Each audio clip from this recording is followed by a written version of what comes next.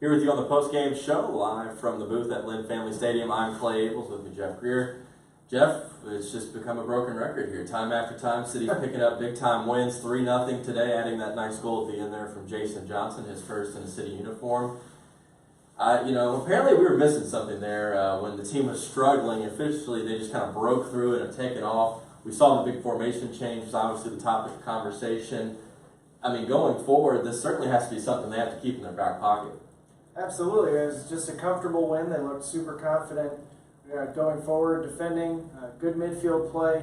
And it's nice when you're a coach to know that you have a few different levers you can pull. So they'll feel like they have something that gives you a little something different. Some managers will say, hey, if the other team has two strikers, I want to make sure that I have an extra center back. That gives you the three at the back look that they had tonight. Some teams may have one striker. You want only two center backs. That allows you to have your full backs to get forward in a back four. So it's a little bit of a different look for Louisville City. It allows you to get Wes Sharpie and Jimmy Ockford and guys like that a look at center back in addition to Sean Tosh and Alexi Swahi. But like you said, it's just one other little thing that John Hackworth has in the back of his pocket, and he knows that his team is comfortable using. We've talked a ton about Cam Lancaster, Napo Basoso, but today it was all about Antoine Openo. He was dominant out there on the pitch from really go. He was just all over the place, passing, scoring. He had the big steal that led for the second score to Cam. I mean, his whole performance today, it put him, I thought, has to be his best performance on the year. And certainly he's going to be somebody in the locker room like, hey, we need to stick with this formation. This is the best he's played by far. Well, normally, yeah, he's out on the left-hand side. Of course, in the 4-3-3, he's still somewhat pinched in, but he's not in that centrally located front two, being able to work just with Cameron Lancaster as the two kind of roving center forwards. He looked really comfortable in that role. We know that that's something that he's comfortable doing. We've seen it prior to him coming to Louisville City. He can be a center forward.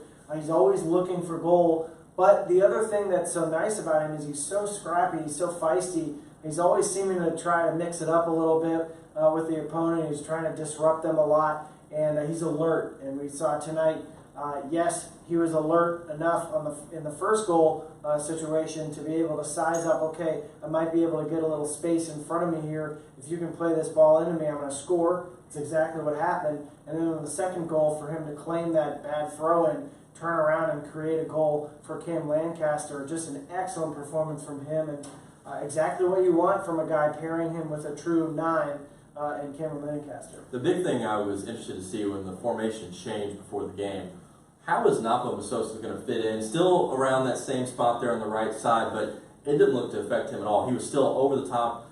Didn't have the assists and the scores tonight, but he was still just as big of a factor.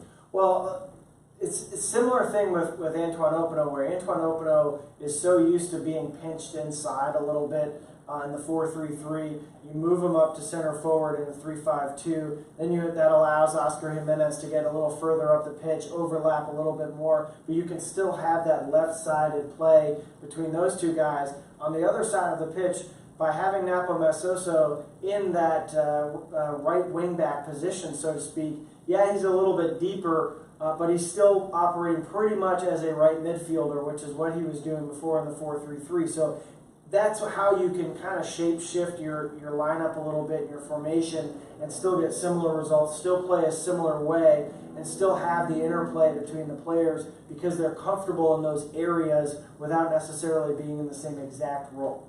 Lastly, Indy 11 on Wednesday. Big win last week, 3-1. Right now they have, it seems, St. Louis pretty strongly behind them in the rear view.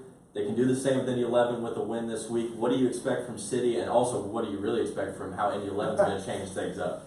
Well, Indy 11 will be regretful from the last time out because they were pretty leaky in defense in the first half, fell behind 3-0, just kind of an avalanche in Lucas Oil Field. So they'll be coming out raring to go. The urgency will be there. There's a lot at stake. I mean, we're talking about the top of the group. Has a big difference in whether or not you're playing in certain setups in playoffs.